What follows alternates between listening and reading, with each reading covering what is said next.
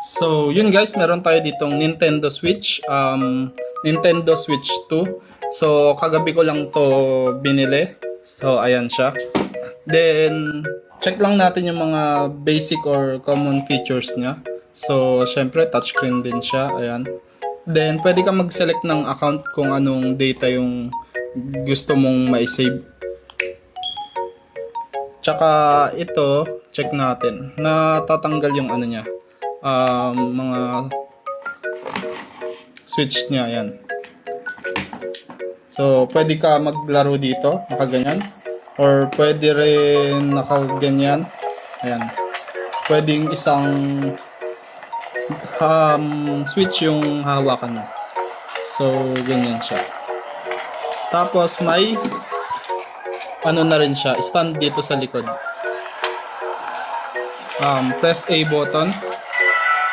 Siyempre, mahirap naman pag nakaganyan lang. Meron na siyang kasamang other accessories. Ito yung handheld ba to? Not sure kung ano tawag dito. I-clip mo lang siya.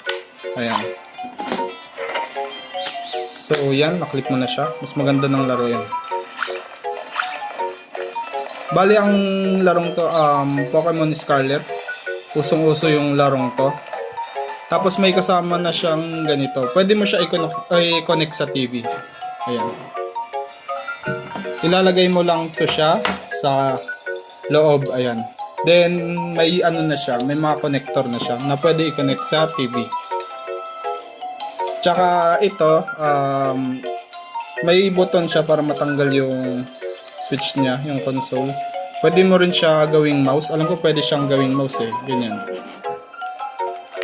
So, ito pala yung box niya. May mga kasama na rin siyang other accessories. Tulad ng mga ganyan. Dalawa to. Yan. Ito yung pang-connect sa TV or big screen kung gusto nyo i-connect. Tapos may binili pala akong ito yung bala niya. Gundam Breaker 4. Ganito yung itsura niya. Sinasalpak siya dito sa loob ng unit. Ayan, ganyan. Yan siya.